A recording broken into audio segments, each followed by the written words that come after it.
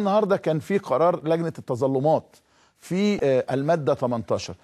مش هطول عليكم لأن معايا السيد المستشار حازم بدوي رئيس لجنة الاستئناف أو التظلمات أو المحكمة الرياضية بالاتحاد المصري لكرة القدم. مساء الخير يا سيادة المستشار.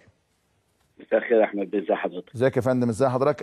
يعني أنا آسف إن أنا وأنا ما بحبش أمدح حد في وجوده، لكن على الأقل بمدح العدالة الناجزة اللي أنتوا بتعملوها، السرعة دون جور على احد او دون جور على احد او دون ظلم لاحد، وايضا الجرأة في اتخاذ القرار. النهارده انهيتوا موضوع جده ونبيل ابو زيد، وايضا ما كانش حد واخد باله ان كان الماده 18 ودي كانت قضيه عويصه جدا. ايه اللي حصل النهارده يا فندم؟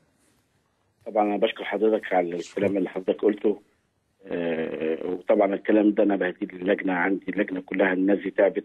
نعم، واحنا شاكرين حضرتك على الكلام اللي قلته. احنا اللي بنشكركم.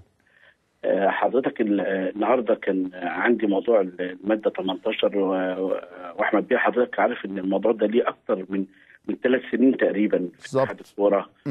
كان كل ما يحصل حاجه لا طب احنا هنهدد روح الماده 18 وبعد كده نتنازل وبعد كده طبعا احنا خدنا الملف دوت. الانديه الشاكيه كانت انديه الترسانه واسوان ودمياط والمنصوره ومنوف. هم حضرتك كانوا طالبين، كان يعني هم انديه جماهيريه كانت طالبه تطبيق الماده 18 من لائحه الفيفا، اللي هي بتحظر مشاركه اكثر من فريق يمثل هيئه واحده او شركه في مسابقه واحده، عشان ده بيؤثر في نتائج المباريات او نزاهه البطوله. حضرتك اللجنه استمعت على مدار تقريبا 3 شهور لاعضاء مجالس الاداره بتاعه الانديه المشكوك في حقها، اللي هي انديه الجيش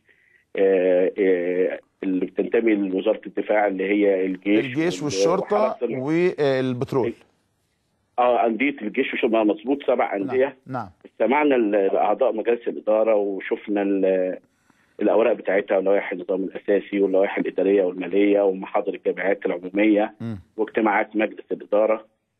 وحضرتك انتهينا ان الانديه، كل نادي من الانديه دي في مجلس اداره مستقل وبيصدر قرار بتعيينه وزير الرياضه طبقا لاحكام القانون 77 لسنه 75.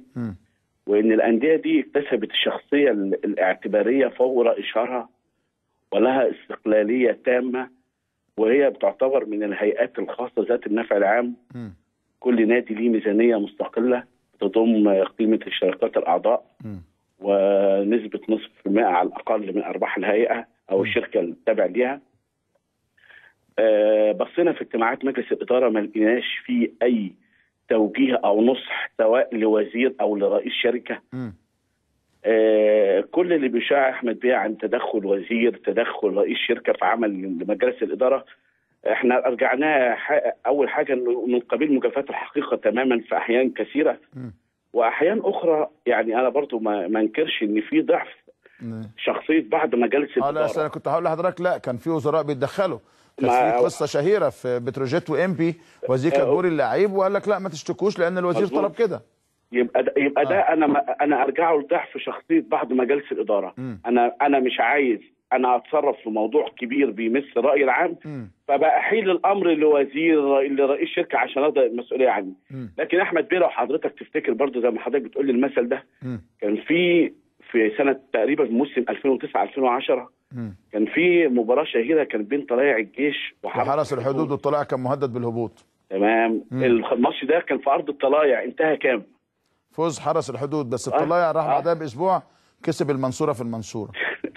يعني احنا طبعا لقينا ان مفيش شروط تطبيق الماده 18 اللي هو شرط السيطره، الهولدنج كومباني، السيطره والتحكم على اكثر من نادي، ومفيش شبهه تاثير على نزاهه المباريات. فانتهينا الرفض تظلم الانديه الجماهيريه، وقررنا مجددا بعدم انطباق شروط الماده 18 على هذه الانديه. طيب، هل من حق هذه الانديه اللي تقدمت بالطعن او بالشكوى انها تلتمس يا فندم لو عندها حاجات جديده؟ لو في اي حاجه جديده ميعاد الالتماس 10 ايام من تاريخ القرار النهارده. لو في حاجه جديده تقدم التماس بتقدم نفس لجنه الاستئناف. ضميرك مستريح يا سياده المستشار وانت بتاخد هذا القرار؟ بصراحه احمد بيه، القرار اللي انا اخذته ده اهم قرار انا اخذته. اهم قرار من اول ما رحت لجنه السنه. الموضوع ده كان شائك تماما. واطلعنا، انا ما اقدرش اقول لك ان اوراق التحقيق تعدت ال1000 صفحه مثلا. ياه، معقوله؟ رئيس النادي او المدير التنفيذي اللي كان بيحضر كان بيقعد مع الزميل المحقق اكتر من 6 ساعات. ما انت بتفصص النادي، بتشوف تاريخ النادي من اول لوائحه الاساسيه ومن اول وجميع اجتماعات مجلس اداره، وعايز وقت عشان تطلع على ورق كبير ده كله. وموضوع كان شائك، كان عامل زي حاجه عصا كده في المسابقه وكل شويه الماده 18 وهنهدد وهنعمل. فالحمد لله انا انتهيت من الملف ده الحمد لله. سيادة المستشار حازم بدوي، اشكرك شكرا جزيلا. وقضيه مهمه جدا بتنتهي منها او بترتاح من صداعها كره القدم المصريه. عايز اقول لكم من الاخبار المهمه، وعندنا تصوير ليها يا رب تكون جاهزه، انه السيد العمري فاروق استقبل النهارده